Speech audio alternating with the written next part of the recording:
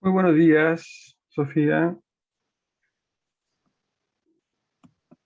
Buen día, profe. Vamos a esperar un segundito a ver si se incorporan más compañeros. Mientras tanto, Sofía, por favor, ingrese al chat, ponga su nombre, su apellido y presente, por favor.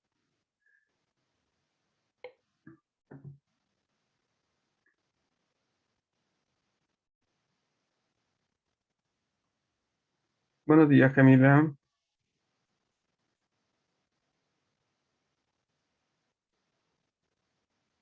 Buenos días, Camila. Buenos días, profe. Vamos a esperar. Son las 9:30. Camila, mientras tanto, por favor, ingrese al chat, ponga su nombre, su apellido, presente. Gracias.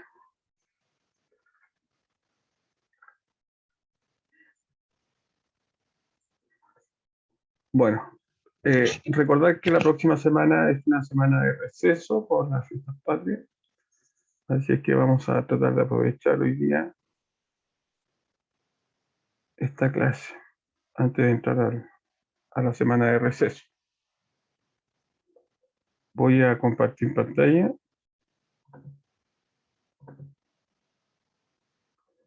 Ahí. Lo último que estábamos viendo eran algunas técnicas de muestreo. Recuerden que cuando uno trabaja con una población y muchas veces esa población es complejo hacer un trabajo estadístico con la población total. Entonces lo que hacemos es obtener ciertas muestras, ¿ya? Y hay algunas técnicas de muestreo. Vimos que podían ser muestreo probabilístico o aleatorio y muestreos no probabilísticos. Y nosotros nos íbamos a concentrar o a centrar en el estudio de las muestras probabilísticas o muestras aleatorias. En ese sentido, vimos que algunas técnicas para poder encontrar esa muestra, ¿ya? Y esas técnicas que vimos fue aleatorio simple, ¿ya? Y aleatorio sistemático. Pero muchas veces la población de forma intrínseca tiene asociado, ya tiene asociado algunas, tiene asociado, perdón, está ingresando alguien más, algunas estratificaciones, están de alguna forma estratificados. Entonces, una tercera técnica para poder encontrar una muestra es el método de muestreo estratificado, muestreo aleatorio estratificado, ¿ya? En este caso, lo que nosotros hacemos es dividir nuestra población, ¿ya? En los estratos que existan o que el investigador defina, ¿ya? Y para cada uno de esos estratos, lo que hacemos es encontrar una submuestra, ¿ya? Es encontrar una submuestra. Un momento, que viene ingresando más gente. Y esa submuestra, para el estrato 1, estrato 2, estrato 3, van a haber submuestra 1, submuestras 2, submuestras 3, y luego, ¿no es cierto?, la suma de todas estas submuestras me va a entregar la muestra aleatoria, ¿ya?, con la cual nosotros vamos a trabajar, ¿ya? Entonces ahí tenemos tres eh, técnicas para encontrar una muestra. Saludo a todos los que han ingresado. Muy buenos días. Antes de continuar, les voy a solicitar, por favor, que ingresen al chat, que pongan su nombre, su apellido y presente. Recuerden que esa es la forma que yo voy a empezar a llevar la lista, ¿ya?, de las personas que van ingresando a la clase. Como les decía, estábamos viendo algunas técnicas de muestreo. Vamos a ver un ejemplo, ¿ya? Un ejemplo cómo encontrar esas muestras.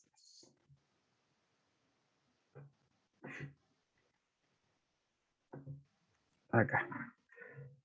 Dice, se requiere hacer un estudio estadístico sobre la satisfacción de los usuarios de los centros de salud de la zona centro del país, zona centro-sur del país.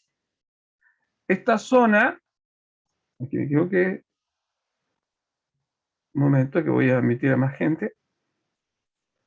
¿Ya? Esta zona cuenta con 80 centros de salud y para el estudio se necesita una muestra aleatoria probabilística de tamaño 20. ¿Ya? Entonces, tenemos nuestra población, son 80 centros de salud de la zona centro-sur. Y de esos 80, nosotros necesitamos obtener una muestra de tamaño 20. ¿Ya? Una muestra de tamaño 20. Por lo tanto, vamos a ver cómo lo podemos hacer utilizando las tres técnicas que hemos visto. En el primer caso,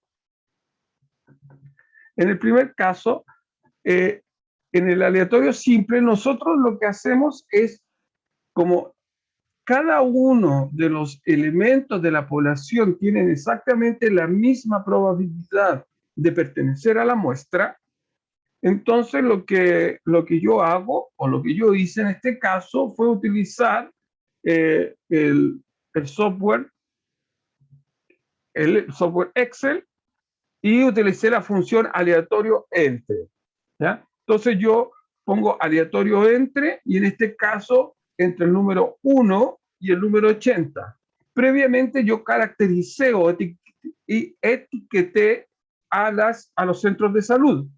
Al centro de salud A le puse el número 1, al centro de salud B le puse el número 2 y así. A los 80 centros de salud lo etiqueté con un número.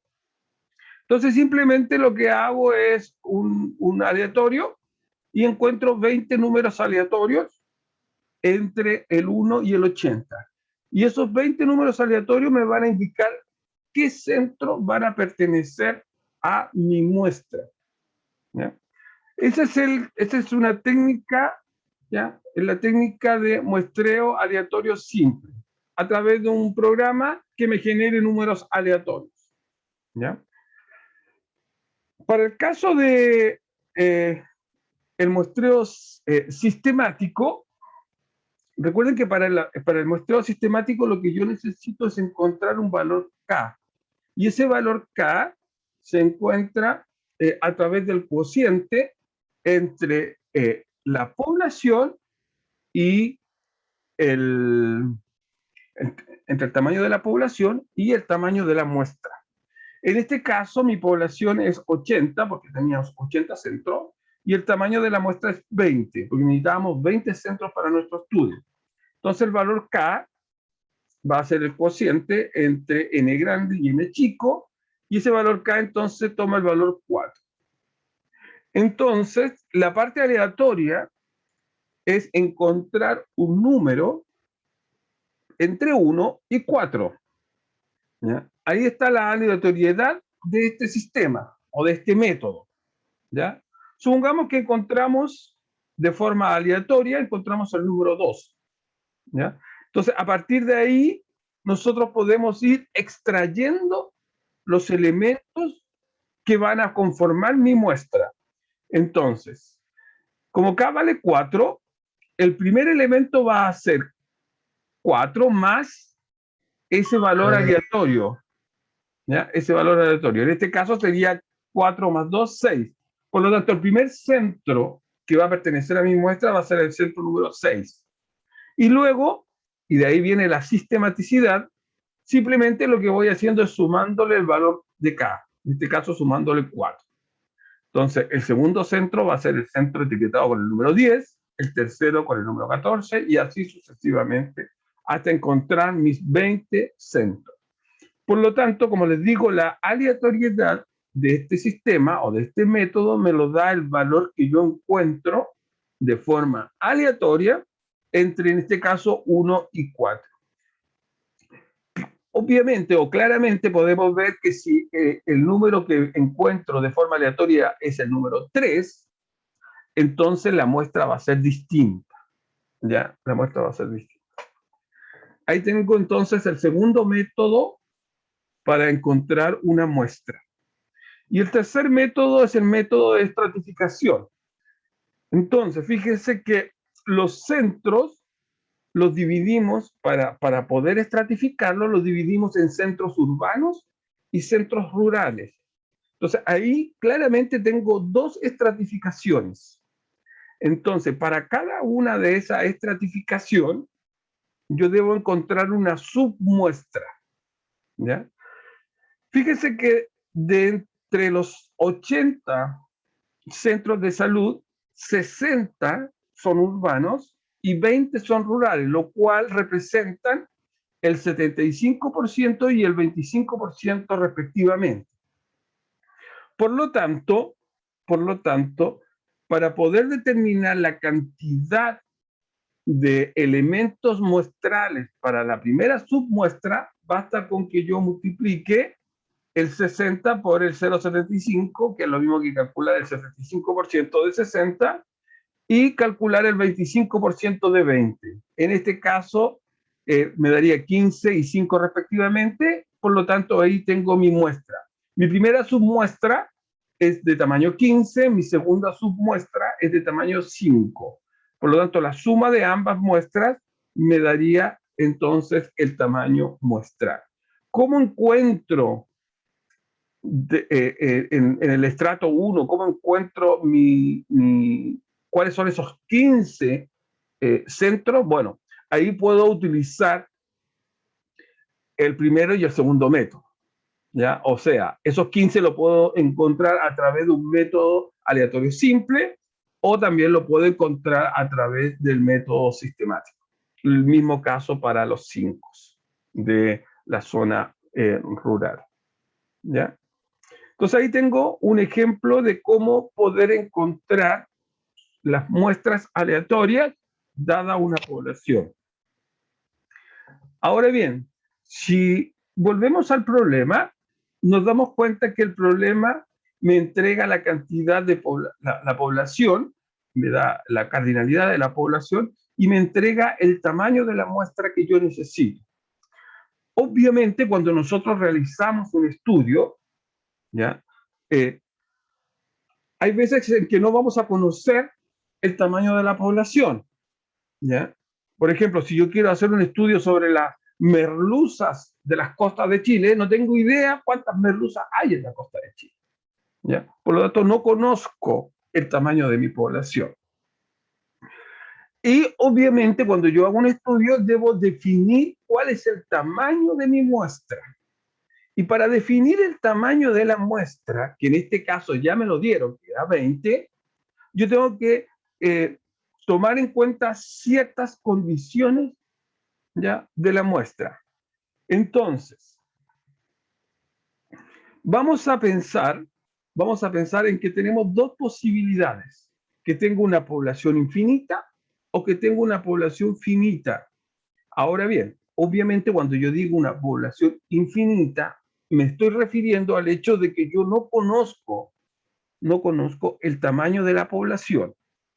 Y en el caso de una población finita, estoy haciendo referencia al hecho de que sí conozco el tamaño de mi población. Entonces, para poder calcular el tamaño muestral, vamos a utilizar el estadístico de Namakorov, ¿ya?, que me permite calcular el tamaño de la muestra. Para el caso en que no conozco mi tamaño poblacional, entonces voy a utilizar esta ecuación. Y para el caso de que sí conozca el tamaño de mi población, es decir, conozca el n grande, voy a utilizar esta ecuación de acá. Veamos, analicemos qué elementos tiene cada una de ellas. Que en realidad son muy parecidas, la única diferencia es que en este caso no tengo el valor de n grande porque lo desconozco. En cambio acá sí tengo el valor de n grande, que es el tamaño de la población. Pues sí la conozco, ¿ya? Fíjense que esta fórmula, esta ecuación, cuenta de algunos elementos. Primero, el n grande, que es el tamaño de mi población. Luego, el P y el Q. El P y el Q son probabilidades. Cuando yo hago un estudio sobre alguna variable, sobre algún elemento específico, puede que yo tenga alguna información previa, histórica. Por ejemplo, si yo quiero hacer un estudio sobre el tabaquismo, ¿ya? Entonces a lo mejor en estudios previos se conoce el porcentaje de personas que fuman, ¿ya? Por ejemplo, se sabe que el 35% de los jóvenes ya tienen el hábito de fumar. El 35% de los jóvenes de menores de 15 años, estoy inventando, tienen el hábito de fumar. Por lo tanto, esa información que yo conozco a priori, ¿ya? Que me lo da la historia, es la probabilidad de éxito, porque yo estoy haciendo un estudio sobre el tabaquismo en jóvenes menores de 15 años. Por lo tanto, esa probabilidad de éxito sería 0.35. Y el Q es la probabilidad del fracaso, es decir, la probabilidad de que no consuma tabaquismo. En ese caso, el Q sería 1 menos P. Ahora bien, hay en ocasiones, y en muchas ocasiones, ocurre que yo desconozco esa información. ¿Ya? Yo desconozco esa información. En ese caso, cuando yo desconozco la información, alguna información previa, alguna información histórica sobre la variable que yo estoy haciendo mi estudio, entonces lo que yo debo utilizar para el valor de P y para el valor de Q es la máxima incertidumbre. ¿Ya? Es la máxima incertidumbre. A ver si me ayudan. ¿Cuál es la probabilidad? ¿Cuál es la probabilidad que me genera la máxima incertidumbre? ¿Quién me puede dar un valor? La probabilidad de mayor incertidumbre. ¿Cuál sería? ¿Alguien se atreve? ¿No? Recuerden que la probabilidad es un número, ¿ya? Es un número que va desde 0 a 1, ¿ya? En donde mientras más cerca estoy del 1, es más probable la ocurrencia del evento al cual yo le estoy calculando su probabilidad. Y mientras más cerca estoy del 0, es menor la probabilidad de que ocurra ese evento. Por lo tanto, si yo tengo 0,6, probabilidad 0,6, estoy más cerca de que ocurra el evento. Si tengo probabilidad 0,2, estoy más cerca de que no ocurra el evento. Por lo tanto, la probabilidad de mayor incertidumbre es justo el punto medio. Por lo tanto, si no tengo información previa, histórica, acerca de lo que yo estoy estudiando, el P y el Q van a ser probabilidad un medio, cada uno. Esta es la probabilidad que en este caso va a ser la mayor incertidumbre. Por otro lado, tengo este parámetro Z de 1 menos alfa medio.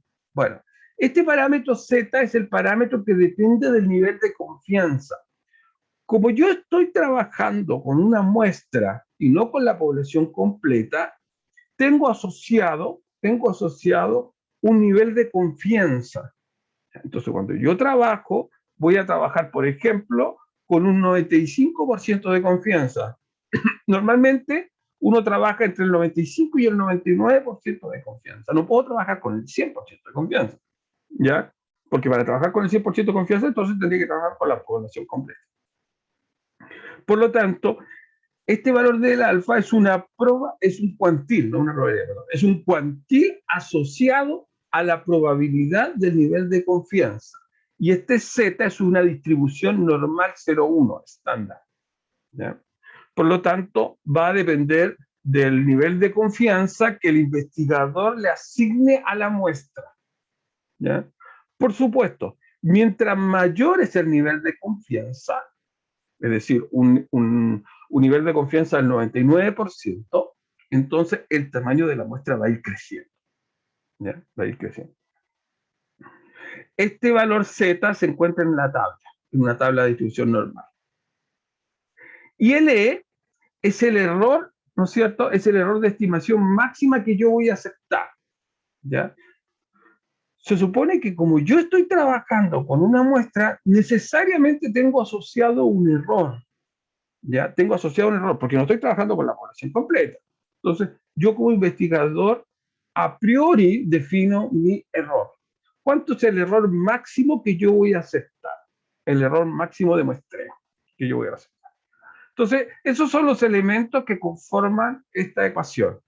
Para el caso de la población infinita son exactamente los mismos, ¿ya?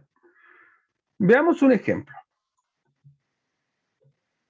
Suponga que se quiere realizar un estudio sobre los tiempos de descanso que utilizan los trabajadores de una gran empresa manufacturera, la cual cuenta con 2.500 trabajadores, ¿ya?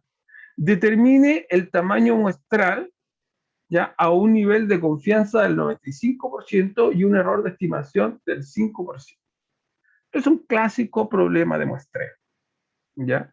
Aquí lo que yo necesito es determinar cuál es el tamaño de la muestra, no cómo voy a encontrar esa muestra, ¿ya?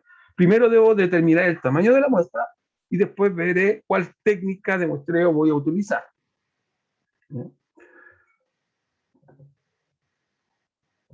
Voy a compartir porque esto lo tengo en Word, ¿ya?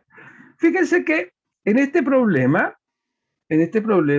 eh, no tengo información, no tengo información previa sobre los tiempos de descanso. No tengo una información previa. Por lo tanto, el N, perdón, el P y el Q van a ser aquel que tenga mayor incertidumbre, por un lado. Por otro lado, estoy utilizando esta fórmula porque conozco el tamaño de mi población, ¿ya? Conozco el tamaño de mi población. En este caso, el tamaño de la población son 2.500 trabajadores.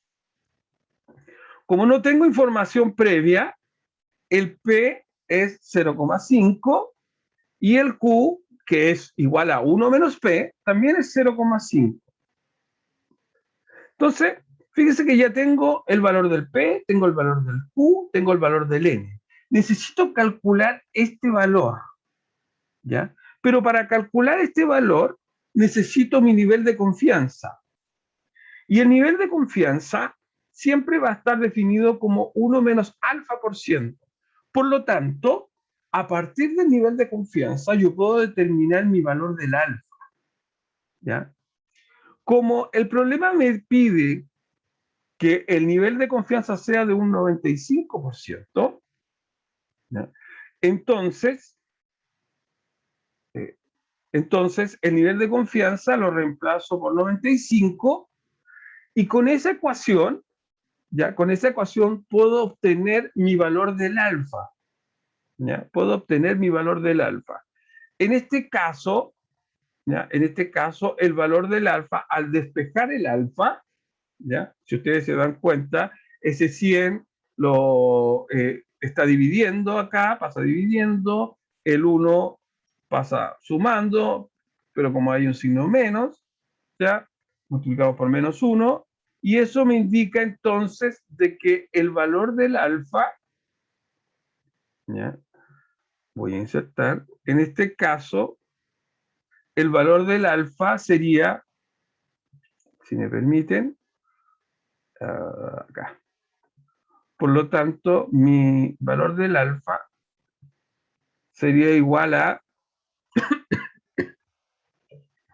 0,05, ¿ya? 0,05. Ese sería mi valor del alfa. Listo. Entonces ahora lo que necesito, ya que tengo mi valor de alfa, necesito calcular cuánto es, porque fíjate que yo necesito el cuantil Z de esa probabilidad. Por lo tanto, necesito saber cuánto vale eso. Es decir, 1 menos, se me fue esta cosa, 1 menos, acá está.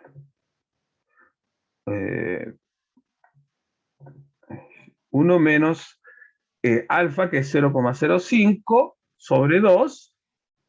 ¿Ya? Hacemos ese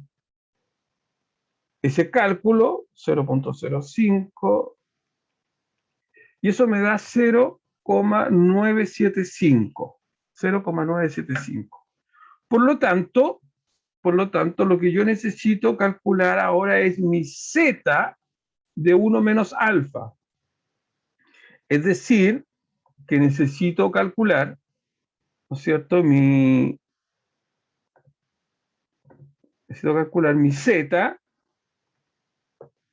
y ya sabemos que 1 menos alfa es 0,975. Entonces necesito determinar cuál es el cuantil normal cuya probabilidad acumulada sea 0,975. ¿Ya? Para eso, lo que yo necesito es obtener este dato a través de una tabla, ¿ya? A través de una tabla de distribución normal. Yo en el aula virtual le voy a dejar una tabla de distribución normal, pero acá tengo mi tabla de distribución normal, ¿ya? Y yo necesito encontrar aquel cuantil cuya probabilidad acumulada, ¿no es cierto?, cuya probabilidad acumulada sea 0,975. Las probabilidades en la tabla de distribución normal están aquí adentro. Y los cuantiles son esta columna con esas filas. ¿Ya? Esta columna con esas filas. Entonces lo primero que hago es buscar el cuantil acá adentro. Si no está el cuantil exacto, busco aquel cuantil que esté más próximo. ¿Ya? Perdón, si no está la probabilidad exacta, busco aquella probabilidad que esté más próxima. En este caso me piden la probabilidad 0,975. Y esta es una clásica, así que está. Hay que buscarla nomás. Acá está. 0,975. Ya una vez que yo encontré la probabilidad, entonces busco el cuantil que está asociado a esa probabilidad. Y el cuantil, me voy por la fila, es 1,9 y subo a la columna 0,06. En este caso sumo y me daría 1,96. Por lo tanto, el cuantil asociado a esa probabilidad es 1,96. En otras palabras, la probabilidad de que z sea menor o igual a 1,96 es 0,975. ¿Ya? Por lo tanto, dejo de compartir, vuelvo acá al Word. Por lo tanto, ese z de 0,975 es 1,96. ¿Ya? 1,96. Pero Namokorov me dice que ese z tiene que estar al cuadrado. Por lo tanto, simplemente elevamos al cuadrado 1,96 y eso me da 3,8416. Y ahora, lo último que me falta es el error. Fíjense que el problema me dice que el error de estimación máximo va a ser de un 5%. En este caso, el error se pone en términos probabilísticos, por lo tanto sería 0,05 al cuadrado. ¿Ya? Sería 0,05 al cuadrado. ¿Ya? Y eso simplemente lo calculamos, 0,05 al cuadrado, y eso me da 0, esta notación científica, 0,025. Ahí. Ese sería entonces el error de estimación al cuadrado. Y listo, con eso tengo entonces todos los datos. Basta entonces ahora con ir reemplazando en mi ecuación. Entonces, el n, ya vimos, es 2500. El z cuadrado, 1 menos alfa medio, es 3. ¿Ya? Es 3,8416. 3.8416.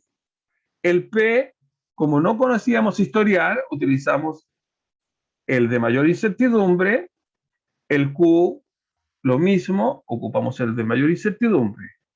El error al cuadrado es 0.0025. El n-1 sería 2500 menos 1. El z al cuadrado es 3. O 3, estamos trabajando un coma, 3,8416. El P nuevamente sería 0.5, 0,5 y el Q también sería 0,5. Ahí.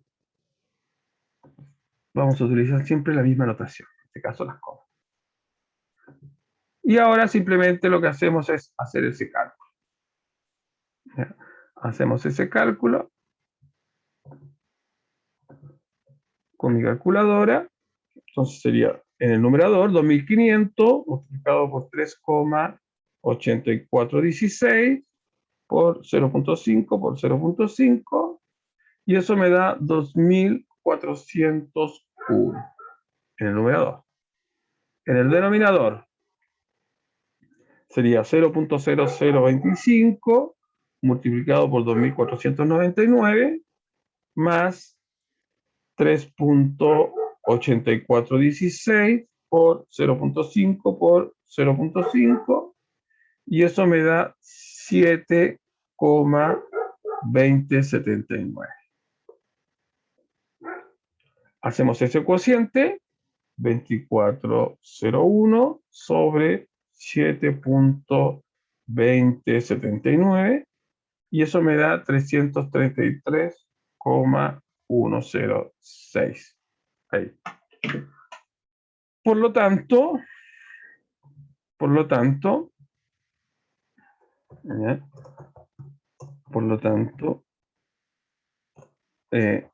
El tamaño de la muestra,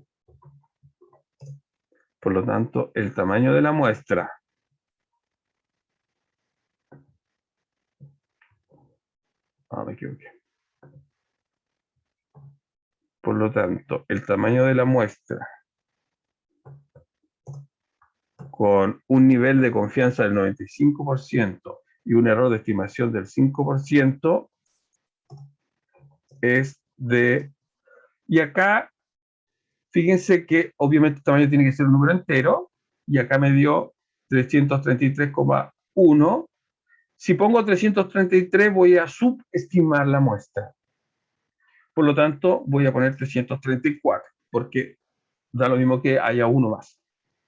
Pero no uno menos, porque ahí pierdo el nivel de confianza. ¿Ya?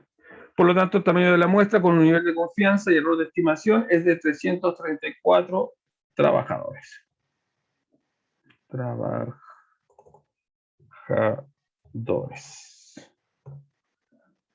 Y así es entonces como calculamos entonces nuestro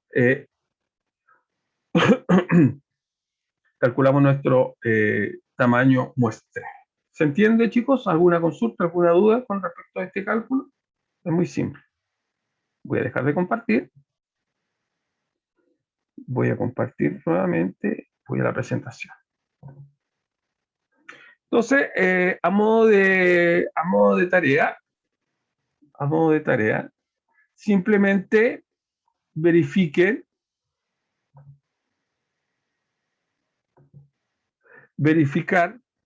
ya a modo de tarea acá, verificar el tamaño de la muestra. ¿Ya? Con un nivel de confianza del 95% y 99%. Y el error de el error de un 5%. Entonces, calculen para este problema ya el tamaño de la muestra para un nivel de confianza del 95, un nivel de confianza del 99, el mismo error, comparar, ver qué pasa cuando yo aumento el nivel de confianza, ver qué pasa ver qué pasa con ese 20, ¿ya? Ver qué pasa con ese 20. Vamos a hacer un análisis en función de eso. Muy bien. No sé si hay alguna consulta. Voy a solicitarles a los estudiantes que aún no han ingresado al chat, por favor ingresen al chat, pongan su nombre, pongan su apellido, pongan presente, ¿ya? Para poder hacer pasar la lista. Muy bien. Una vez que me quedan 4 minutos, así que vamos a continuar. Una vez que yo ya tengo definida mi muestra, mi tamaño muestral, y tengo definida mi muestra por alguna técnica de muestreo, entonces lo que viene a continuación es poder definir aquellas variables con las cuales yo voy a hacer mi estudio, ¿ya? Supongamos que yo quiero hacer un estudio sobre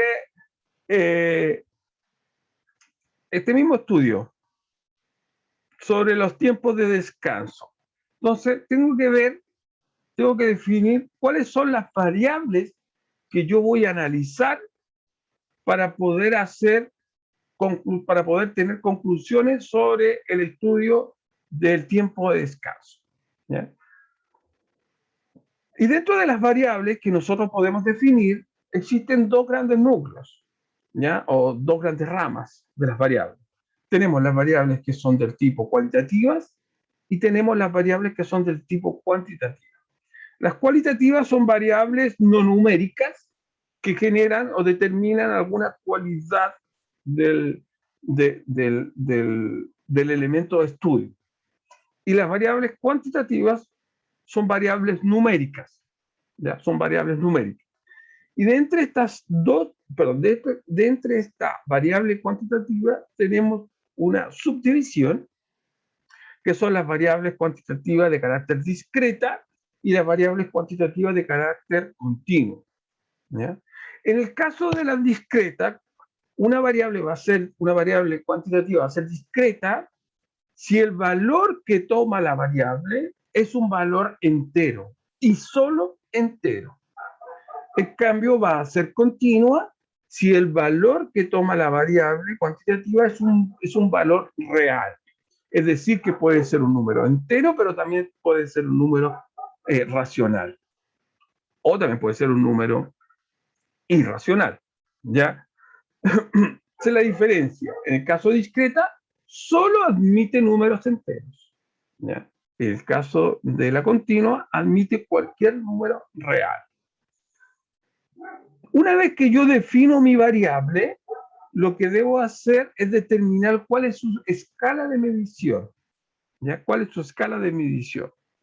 Y para el caso de la variable cualitativa, tenemos dos escalas de medición, que es la escala nominal y la escala ordinal, ¿ya? La diferencia es que la nominal, ¿no es cierto? La nominal no admite una jerarquía, ¿ya? No permite un orden, no permite una jerarquía. En cambio, la escala ordinal sí permite una jerarquía, ¿ya? Es decir, yo puedo, por ejemplo, como dice acá, definir una variable estatura, una variable, sí, apreciación, y puedo decir, o enfermedad, si está muy enfermo, está grave, está medianamente grave, etc. Ahí le doy un orden jerárquico. En cambio, en la nominal, no. Por ejemplo, si yo defino la variable género, o sexo, mejor dicho, mujer, hombre, entonces ahí no hay una jerarquía, no hay un orden, ¿ya? Muy bien, vamos a quedar hasta acá porque se nos está acabando el tiempo. Nos queda menos de un minuto. Espero que todos hayan ingresado al chat y les deseo que tengan un buen descanso. La próxima semana es semana de receso, así que disfruten esa semana, que celebren con cuidado y en familia. Nos vemos, muchachos. Que descansen mucho. Chao, Gracias, profe, profe. gracias. Profe, que esté bien. Igual ustedes. Hagan la Chao, tarea. profe, gracias. Chao, chao.